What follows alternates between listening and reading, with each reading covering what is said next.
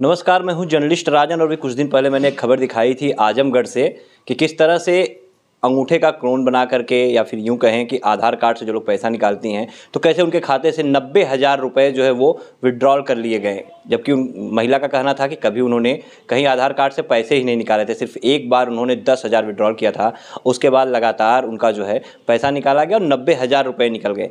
और ये घटना जो हुई ये जौनपुर जनपद से सटे हुए आजमगढ़ जनपद के बरदा थाना क्षेत्र का मामला है और जो यूनियन बैंक का ये मामला है। और यूनियन बैंक का ही एक मामला और सामने आया है शाहगंज में जो है बड़ा गांव में देखने को मिलता है कि माता जी हैं, देखिए हमारे साथ, इनके भी खाते से जो है पैसे ऐसे ही निकाल लिए गए। साथ ही भाई साहब हैं, इनके भी खाते से पैसे निकाल लिए गए। तो बड़ा सवाल एक उठता है कि आखिर यूनियन बैंक के जो खाता धारक हैं उनके साथ ही ऐसी घटनाएं क्यों हो रही हैं, उनके ही पैसे क्यों जो है निकाले जा रहे हैं, जालसाजों की नज़र उनके ऊपर क्यों है, कैसे वो सक्रिय हो जाते हैं। हम पहले माता जी से बात करेंगे। माता जी, क्या नाम है आपका?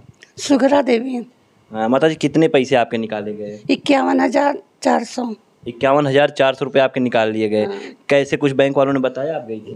तो कहाँ का बोला था, ये अंगूठा से निकला है। अंगूठा से? हाँ। तो कभी आप अंगूठा से पैसा वैसा निकालती थी? हाँ, वही रईस के यहाँ से निकालत रहे और कहीं से नाम कभी के यहाँ से जमो करी निकलबो करी। अच्छा, मतलब उन्हीं के यहाँ जमा करती थी और निकालती थी। काहे ना, हम 3 महीना रह गए बिटिया के यहाँ, वहाँ से हमारे पास पैसा ना रहा। हम कहीं जाई निकाली तो कहें 13 रुपया बचा है। तब बहुत झटका लगा, कहीं इतना पैसा कैसे गायब भाई। तब वही कोई फिर दूसरे तू हम दिखाए वो कह दिए कि 13 रुपया बचा है। ऐसे भाई हम चोरी करत कैसे काम, माने विश्वास खत्म हो जाए टक्का के। कौन कौन आपके घर में है माता जी? परिवार में कितने लोग हैं? एक लड़का, एक पतो, 2 पोता। अच्छा। हाँ, हम आदमी हमार ना है। अच्छा। हाँ। तो खर्चा वर्चा कैसे चलता है घर में, क्या काम चलाता है? खर्चा लड़का चलाता है। बिल्कुल, देखिए माता जी परेशान हैं और इंसान मेहनत से कमाई करके पैसा जुटाता है और जब वो पैसे निकल जाते हैं तो तकलीफ स्वाभाविक सी बात है कि होगी। भाई साहब यहाँ पे हम इनसे बात करेंगे और जानने का प्रयास करेंगे कि आपका कितना पैसा निकला। भैया, क्या नाम है आपका? राकेश नाथ वर्मा। अच्छा, आपका भी वहीं बड़ा गांव में यूनियन बैंक में? अभी 2 महीने हमने खाता खुलवाया है। 2 ही महीने हुए खाता? उसमें 2 महीने हमने खाता खुलवाया और उसमें कोई ट्रांजेक्शन ज़्यादा नहीं हुआ था। और रही बात ये कि हमने एक छुट्टी में यूनियन बैंक में का मैसेज आया, 2, 3, 4 छुट्टी थी शायद, तो उसमें एक मैसेज आया 10,000 रुपये का। तो मैंने कहा कि हो सकता है कोई ऐसा भी, कभी कोई फ्रॉड भी मैसेज आते रहते हैं।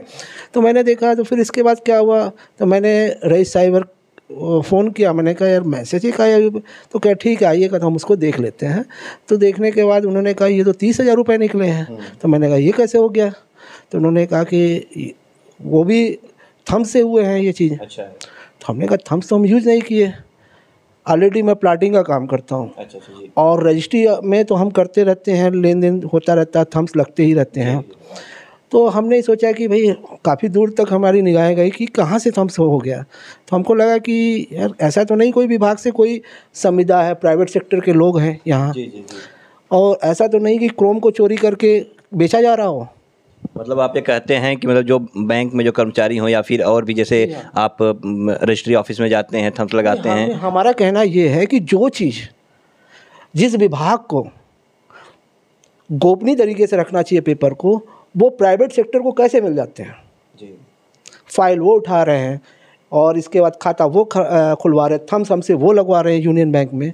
ऐसा क्यों हो रहा है भाई? मैनेजर की गलती है इसमें, कैशियर की गलती है, ये सब क्या है? आपने किसी को उठा के प्राइवेट सेक्टर में डाल दिया और डालने के बाद पता चला कि हमारे साथ घटना हो रही है और लोगों के साथ। बड़ा गांव में कई घटनाएं हुई हैं ये। मतलब आपके जो बड़ा गांव में यूनियन बैंक है वहाँ पे कई घटनाएं हो चुकी है, जैसे भी माता जी का भी हुआ है। आप 5 महीने में मैंने देखा 10,000, 9,000 कहीं ना कहीं से लोगों को लगता है कि साइबर कैफ़े वाले करते हैं। मुझे तो ये नहीं लगता। उसका बिजनेस है तो वो कैसे करेगा भाई?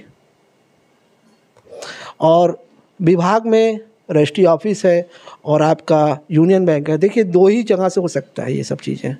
मेरा थम्स मिला कैसे भाई? मेरा आधार कार्ड नंबर कैसे मिला लोगों को? आप कहीं पे और अंगूठा लगाए भी नहीं थे कहीं पे? और मैं बाहर भी जाता हूँ तो भी नहीं है। मैं ATM कार्ड यूज नहीं करता। आप ATM कार्ड भी यूज नहीं? मेरे पास है 2-2, 3-3।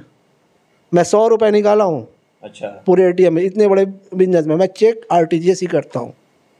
मुझे अगर काम है 2-4-10 हज़ार रुपये का, मैं किसी से लेके काम कर लेता हूँ। आप गए बैंक वालों से मिले थे, क्या कुछ कहा? बैंक अभी मैं स्टेटमेंट लेके आया हूँ।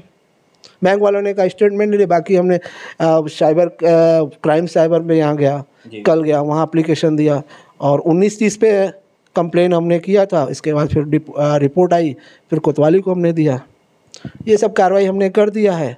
बाकी तो उम्मीद आदमी सोचता है कि मिल जाएगा कि नहीं मिलेगा, ये तो बात की बात है। जी हाँ, बिल्कुल। देखिए, सूचना जो है पुलिस को दे दी गई है, साइबर विभाग में भी जो है दर्ज करा दी गई है और लोगों को उम्मीद है कि शायद प्रशासन जल्द कार्रवाई करेगा और ऐसे लोगों को पकड़ेगा और पैसे जो है रिकवर कराएगा, क्योंकि इंसान बहुत मेहनत से पैसे कमाता है। और माता जी देखिए किस तरह से उनकी आंखों में आंसू तक आ गए ये बताते हुए कि उनके जो पैसे हैं, जब वो गई तो पता चला कि अकाउंट खाली है, तो तकलीफ़ होती है।